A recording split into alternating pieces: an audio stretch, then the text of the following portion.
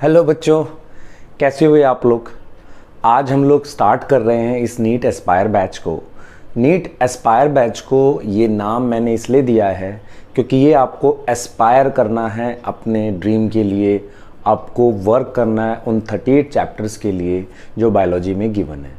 मैं इस बैच में सारे चैप्टर्स को प्रॉपरली कवर करूंगा, एनसीईआरटी और जो थोड़ा सा एक्स्ट्रा आता है उसको लेते हुए, ताकि आपको कहीं भी कोई भी प्रॉब्लम ना हो उन क्वेश्चंस को सॉल्व करने के लिए। बिना टाइम वेस्ट करते हुए हम स्टार्ट करते हैं अपनी इस बैच को और अपने फर्स्ट टॉपिक को लेकर जाएंगे। फर्स्ट टॉपिक में मैंने जो स्टार्ट किया है वो है बायोलॉजिकल क्लासिफिकेशन, जिसमें हमने जो लेक्चर्स लिए हैं वो कुछ इस तरीके से हैं। सबसे पहले लेक्चर में मैं डील करूंगा बायोलॉजिकल क्लासिफिकेशन में जो टॉपिक गिवन है जिसे हम कहते हैं किंगडम ऑफ क्लासिफिकेशन।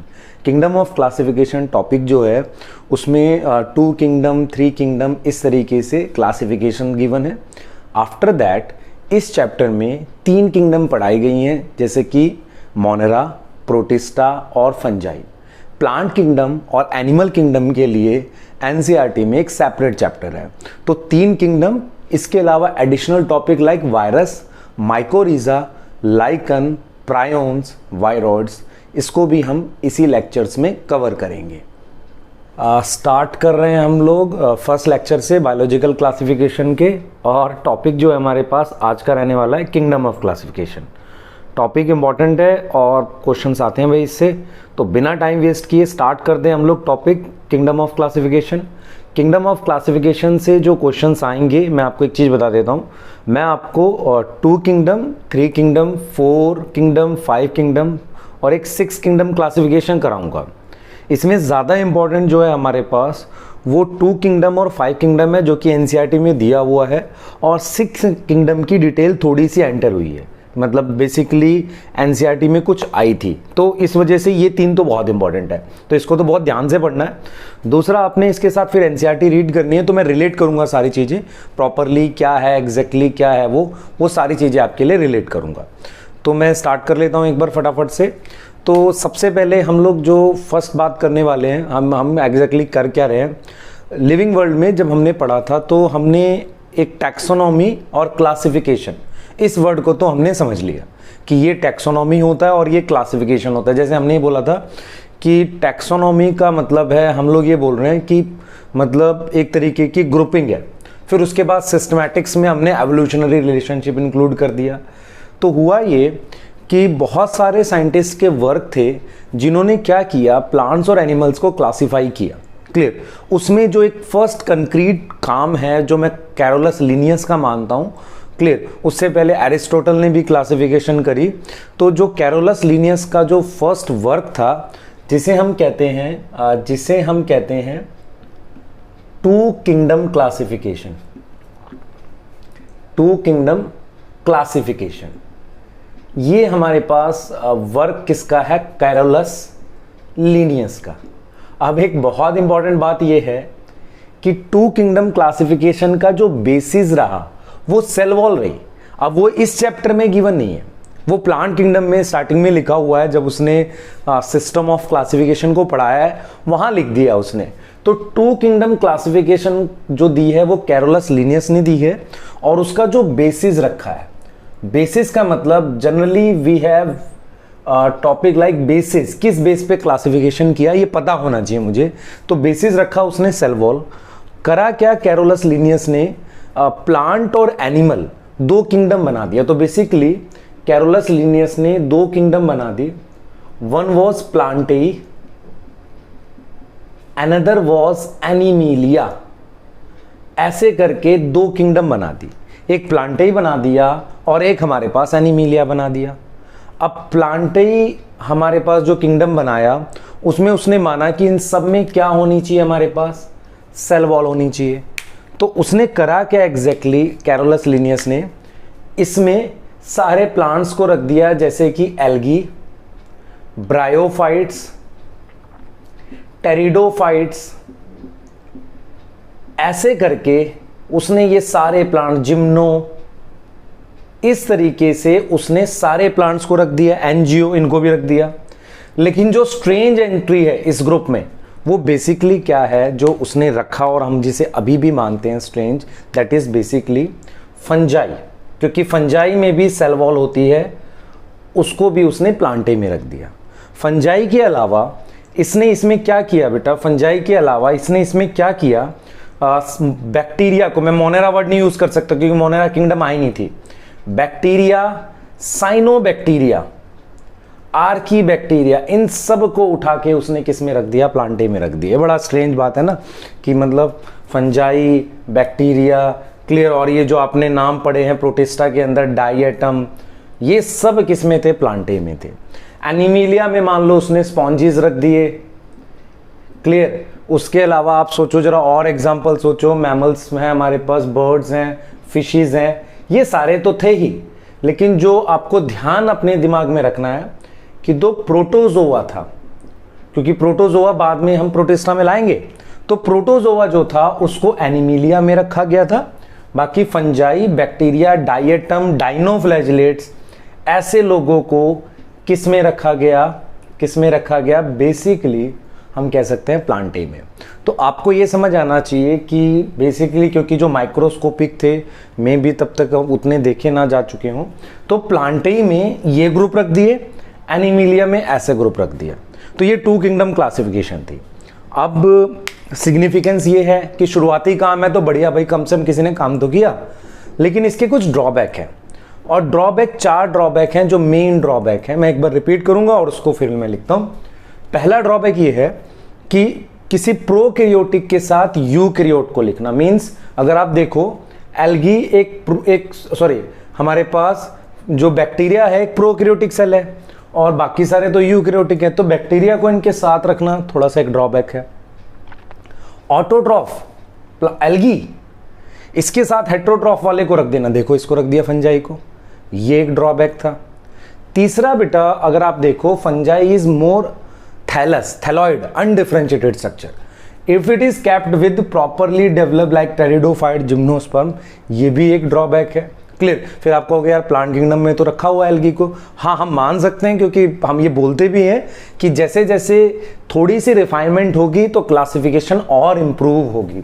उसके बाद अगर आप मेरे से पूछेंगे ठीक है ये तो हो ही गया, इसके बाद अगर आप 4th ड्रॉबैक देखेंगे, हमने कहा कि भाई प्रोकैरियोट को यूकैरियोट के साथ रख दिया, प्लांट को एनिमल के साथ रख दिया, लेस डिफरेंशिएटेड को मोर डिफरेंशिएटेड के साथ रख दिया, और सिंगल सेल वालों को मल्टी सेलुलर के साथ रख दिया। तो there are 4 drawback of 2 kingdom classification, ठीक है, आपको प्रॉपरली नोट करना है सारा 2 किंगडम क्लासिफिकेशन, और वो आपको अपने दिमाग में रखनी है, क्योंकि ड्रॉबैक रहेगा तभी नेक्स्ट किंगडम क्लासिफिकेशन की हमारे पास इवॉल्व होती है। तो हमारे पास प्रॉपरली हम कह सकते हैं कि जो ड्रॉबैक है वो 4 हैं। First drawback is prokaryote kept with eukaryote, ये पहली ड्रॉबैक है, आप समझ लो, बैक्टीरिया किसी यूकैरियोटिक सेल के साथ रखना।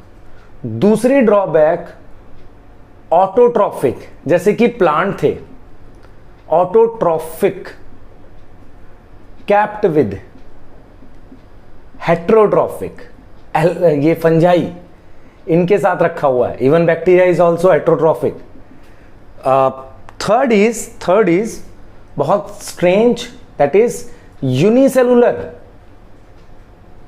कैप्ट विद मल्टी सेलुलर, ये थोड़ा सा अजीब था ये भी। And 4th and last is कि लेस डिफरेंशिएटेड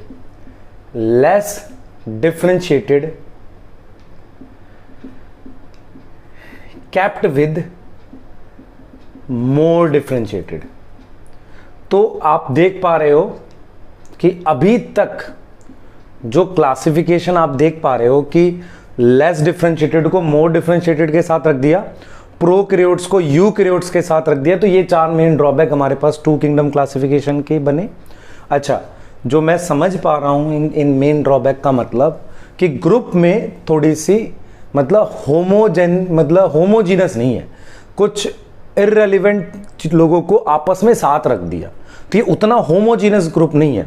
तो जब होमोजीनस नहीं है ये ग्रुप, तो कैसे कर सकते हैं भाई, मुझे ये बताओ जरा। अब आप क्या करें, तो फिर हमारे पास आती है 3 किंगडम क्लासिफिकेशन। अब ये जो 3 किंगडम क्लासिफिकेशन है, वो 3 किंगडम क्लासिफिकेशन जो आई, वो इसमें से कुछ सुधार करेगी। ठीक है, कुछ सुधार करेगी। हमें क्या करना है, सिर्फ नाम याद करना है साइंटिस्ट का मैक्सिमम, और क्या चेंजेस के, बहुत डिटेल नहीं। तो सेकंड आ गई हमारे पास, सेकंड आ गई, that is 3 kingdom classification. 3 kingdom classification. Now देखो एक चीज सोचो, 3 किंगडम क्लासिफिकेशन में बेसिकली किसने दिया, अर्नस्ट हैकल। और इन्होंने क्या किया बेटा, इन्होंने क्या किया, तीसरी किंगडम बनाई जिसे हम बेसिकली प्रोटिस्टा कहते हैं। तो इन्होंने क्या किया, प्लांट लिया।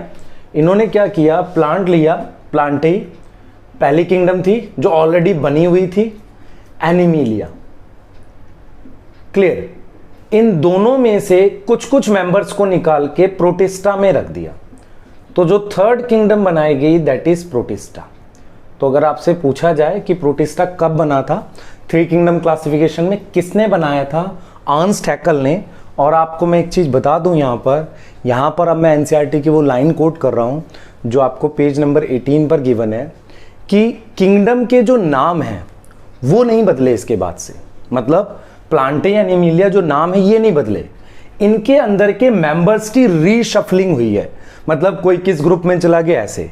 यहां पे रीशफलिंग का मतलब ये है कि फंजाई को हम प्रोटिस्टा में ले आए, प्रोटोजोआ को प्रोटिस्टा में ले आए, कहां से निकाल के, एनिमिलिया से निकाल के। उसके बाद हमने क्या किया, फंजाई को ले आए, प्रोटोजोआ को ले आए, और हमने क्या किया, बैक्टीरिया को यहां ले आए, इससे प्लांटेई से निकाल के।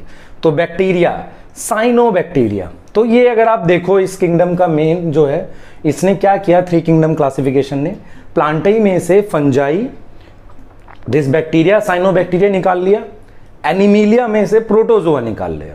तो ये ग्रुप तो थोड़ा प्रॉपर हो गए, लेकिन यहां तो भाई खिचड़ी सी बन गई है ना, प्रोटिस्टा जो हो गया थोड़ा अजीब हो गया। लेकिन स्टिल 3 किंगडम क्लासिफिकेशन थोड़ा सा होमोजीनस बना रहा है, कि जो भी थोड़े से हमारे पास अलग थे लीग से हटके, उन सबको एक ग्रुप में रख दिया। ठीक है, मैं ड्रॉबैक पे नहीं जा रहा हूं, पर आपको याद रखना अर्नस्ट हैकल और इसने बेसिकली क्या किया था। जैसे कई बार मैं पूछ सकता हूं कि अगर आपको मैं क्वेश्चन देके कहूं कि मशरूम इन 3 किंगडम कहां था, तो आप कहोगे प्रोटिस्टा में। 2 किंगडम में कहां था, तो आप कहोगे प्लांटेई में, because mushroom is basically fungi. तो 2 किंगडम में प्लांटेई में थी। हाँ, ये चीज क्लियर हो गई।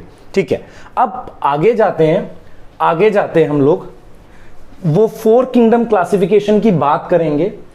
4 किंगडम क्लासिफिकेशन की बात करेंगे जो आपको समझ आनी चाहिए। ठीक है, अब ये 4 किंगडम क्लासिफिकेशन क्या है, ध्यान से देखें। अब हम बात कर रहे हैं किसकी, 4 किंगडम क्लासिफिकेशन की। तो जो 4 किंगडम क्लासिफिकेशन है, साइंटिस्ट का नाम मैं लिख देता हूं, ऑल्दो आपको साइंटिस्ट के नाम एनसीईआरटी के ही करने, कॉपलैंड।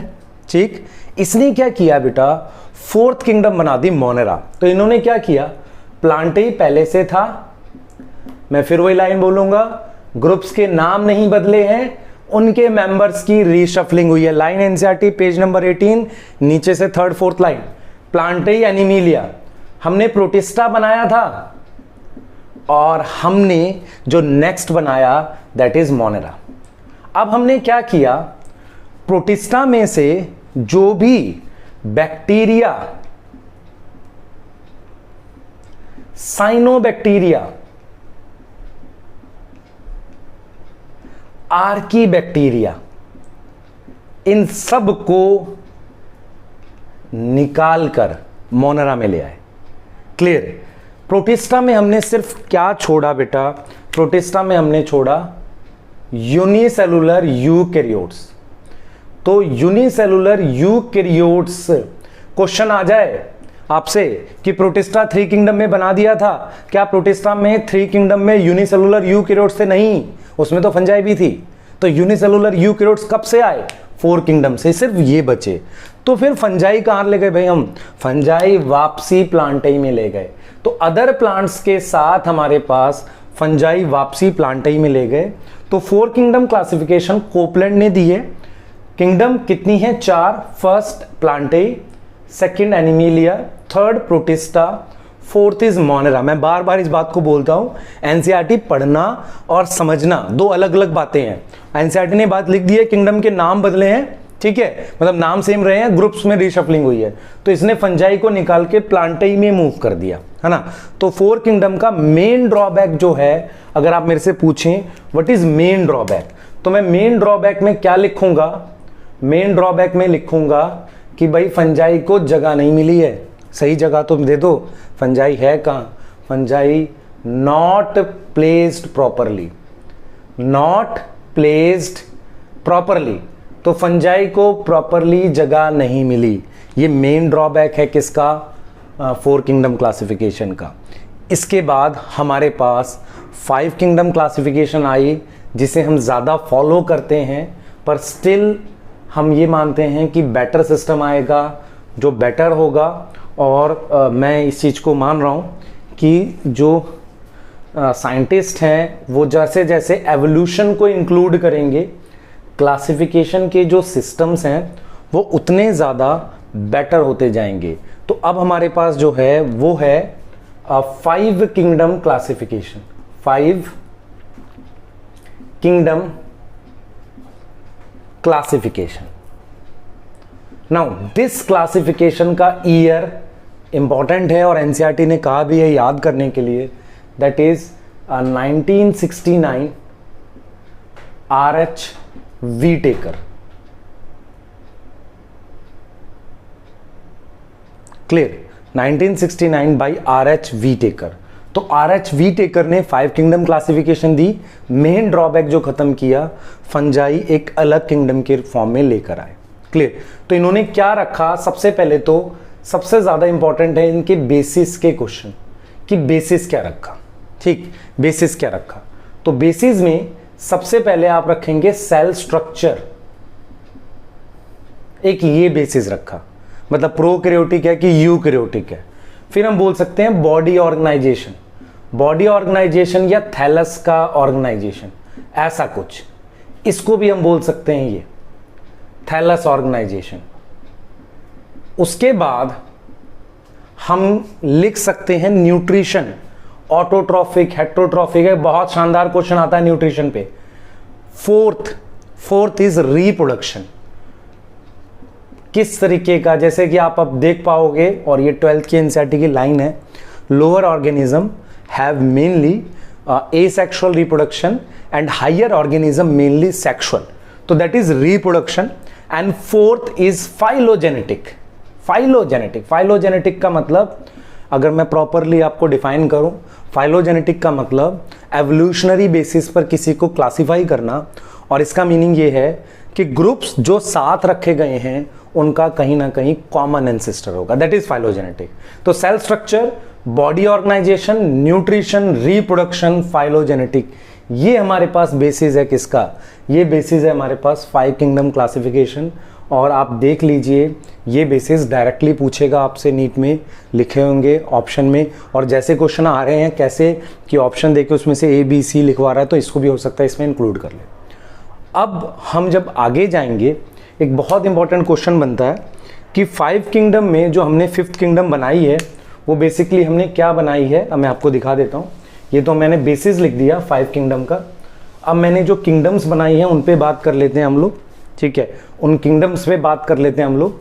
तो जो हमने किंगडम्स बनाई हैं, ध्यान से देखेंगे उसे, वो किंगडम्स कौन सी बनाई हैं हमने, उस पे बात करते हैं। जरा देखिए, सबसे पहले मैं यहां पे लिख रहा हूं 5 किंगडम। सबसे पहले मेरे पास बेटा हमने क्या किया, एक प्रोकैरियोटिक सेल का ग्रुप लिखा जिसे मोनेरा कह रहा हूं। फिर दूसरा मैंने दूसरी तरफ यूकैरियोटिक सेल लिख दिया। तो इसका मतलब मैंने क्या किया, सबसे पहला ग्रुपिंग ऐसे करी है कि मैंने यहां पर प्रोकैरियोटिक लिख दिया। तो प्रोकैरियोटिक में मेरे पास जो किंगडम आई है, दैट किंगडम इज मोनेरा। तो first kingdom is Monera. Second मैंने यहां पर लिख दिया यूकैरियोटिक। यूकैरियोटिक यूकैरियोटिक में मैंने सबसे पहले यूनिसेलुलर लिखा, तो यूकैरियोटिक यूनिसेलुलर में जो ग्रुप है मेरे पास दैट इज प्रोटिस्टा। तो इस तरह की क्लासिफिकेशन क्लियर है कि सिंगल सेल वाले प्रोटिस्टा में रखने हैं। इसीलिए बच्चे बार बार पूछते हैं क्लामाइडोमोनास कहाँ है, मैं कहता हूं प्रोटिस्टा में। फिर कहते हैं पढ़ क्यों रहे हैं भाई, पढ़ने के लिए ठीक है ना, उसको एल्गी में पढ़ रहे हैं, फीचर मैच कर रहे हैं, लेकिन क्योंकि क्लासिफिकेशन कहती है कि क्लामाइडोमोनास और chlorella should be in protista, और तो ये ठीक है, कोई गलत नहीं है इसमें, बिल्कुल 100% सही है। तो जब भी क्वेश्चन आएगा वो प्रोटिस्टा में, क्लामाइडोमोनास और क्लोरेला किस में, प्रोटिस्टा में। पढ़ने के लिए हम प्लांट किंगडम में पढ़ते हैं बिकॉज उसका स्टोरेज, उसके पिगमेंट्स, उसके फ्लैजिला मैच करते हैं ग्रीन एल्गी से, ठीक। Then we have multicellular. Multicellular में मेरे पास ये 3 कैटेगरीज हैं। फंजाई जो कि हेट्रोट्रॉफिक है, क्लियर, तो फंजाई हमारे पास हो गया। फिर प्लांटेई, ऑटोट्रॉफिक, एंड देन एनिमिलिया।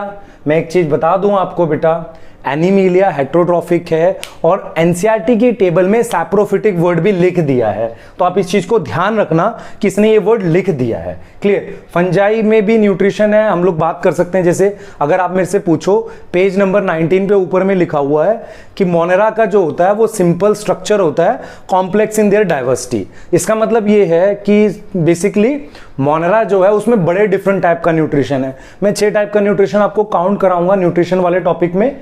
तो मोनेरा में हमारे पास डिफरेंट टाइप का क्या होता है, न्यूट्रिशन होता है, उस पर बात कर लेंगे। अब जरा हम ध्यान से देखें, मोनेरा में न्यूट्रिशन है तो अलग अलग टाइप का, उस पर हम बात करेंगे। अब ये 5 किंगडम बन गई हमारे पास, क्लियर। अब क्या हुआ था, जब 6 किंगडम क्लासिफिकेशन आई, ध्यान से सुनो, जब मैं न्यूट्रिशन पढ़ाऊंगा तो एक बार मैं फिर से इनको बनाकर डिस्कस करूंगा, क्योंकि मैं आपसे पूछूंगा कि कीमो ऑटोट्रॉफ कहाँ होते हैं। एकदम क्रिस्टल क्लियर आपको बताऊंगा कि कीमो ऑटोट्रॉफ सिर्फ मोनेरा में होते हैं। 2 ऐसे न्यूट्रिशन है जो किसी ग्रुप में नहीं मिलते, सिर्फ मोनेरा में मिलते हैं। One is chemoautotroph which is also known as chemosynthetic, page number 19, page number 201 NCERT class 11। दूसरा, हम ये कह सकते हैं कि जो मोनेरा है, जो हमारे पास मोनेरा है, उसमें एक और न्यूट्रिशन है जिसे हम कहते हैं एन ऑक्सीजनिक, तो हम उस पर बात करेंगे। अभी इसी को लेकर जाते हैं हम लोग 6 किंगडम में, और हम ये कहेंगे कि 6 किंगडम का बेसिस क्या रहा। बेसिस बेसिकली अगर आप पुराने प्रीवियस ईयर के क्वेश्चंस देखो, क्लियर, प्रीवियस ईयर के क्वेश्चंस देखो, उससे आपको एक्सप्लेनेशन मिलेगी कि बेसिकली बैक्टीरिया और आर्की बैक्टीरिया में जो डिफरेंस होता है उनके 16S rRNA में होता है। 16S rRNA, 16S rRNA is basically 16S ribosomal RNA। अब ये राइबोसोमल RNA बेसिस बनाता है। इसने क्या किया, बेसिस दिया कार्ल वूस को क्लासिफाई करने के लिए जो किंगडम है उनको, बेसिकली 6 किंगडम में। तो कार्ल वूस ने लाइफ के पहले 3 डोमेन बनाए, क्लियर, 3 डोमेन बनाए। 3 डोमेन मतलब लाइफ को 3 पार्ट में डिवाइड किया, क्लियर। पहला प्रोकैरिया, आर्किया और यूकैरिया। अब ये जो 3 डोमेन बनाए, इन डोमेन में किंगडम्स हैं। पहली किंगडम मेरे पास मोनेरा है, that is Monera. Second kingdom Monera नहीं लिख के हम लोग लिख रहे हैं बैक्टीरिया बेसिकली। तो first kingdom is we have bacteria, जिसमें आपके पास यू बैक्टीरिया, साइनो बैक्टीरिया, ये सब आ जाएगा। Second kingdom we have archaebacteria. Now archaebacteria पहले मोनेरा में था। And third kingdom is basically we have eukaryotes में 3rd, 4th, 5th and 6th eukaryotes में, दैट इज प्रोटिस्टा। तो नाम नहीं बदले, मेंबर की रीशफलिंग हुई है तो कह सकते हैं ठीक है, आर्की बैक्टीरिया अलग किंगडम बना दी। बेसिस वॉल 16S rRNA, लेकिन अदर डिफरेंसेस भी हैं, जैसे कि सेल वॉल का डिफरेंस होता है, क्लियर। प्लाज्मा मेम्ब्रेन में थोड़ा सा फर्क मिलेगा, किसमें, बैक्टीरिया में और आर्की बैक्टीरिया में। प्रोटिस्टा के बाद हम लोग बात कर सकते हैं fungi, and we have plantae and animalia. तो वी हैव दिस किंगडम्स आपके सामने है। ये 6 किंगडम क्लासिफिकेशन है। मैं एक लाइन एनसीईआरटी की यहाँ पर बता रहा हूँ कि अगर आपसे कोई पूछे कि कौन सी किंगडम ऑफ क्लासिफिकेशन सही है, कौन सी गलत है, तो आप कहेंगे कोई सही गलत नहीं है, सारी किंगडम ऑफ क्लासिफिकेशन करेक्ट है। फ़र्क सिर्फ क्या होता है कि जैसे जैसे किंगडम ऑफ क्लासिफिकेशंस बेटर होती गई हैं, सिस्टम्स मतलब बेटर होने का मतलब ज़्यादा बेसिस इंक्लूड करे हैं, ये बेटर होती चली गई। सही गलत नहीं है, दोनों सारी सही हैं। और फिर एनसीईआरटी ने बोला है जैसे जैसे मैं एवोल्यूशन को और ज़्यादा इंक्लूड करूँगा, सिस्टम और ज़्यादा बेटर होते जाएंगे, क्लासिफिकेशन और ज़्यादा बेटर होती जाएगी। इस नोट के साथ फिनिश कर रहा हूँ। Chlorella and Chlamydomonas in protista algae में पढ़ने का रीज़न सिर्फ इतना है बिकॉज देयर बेसिस मैच करते हैं, तो उस ग्रुप के साथ रिलेट करके पढ़ते हैं। Thank you.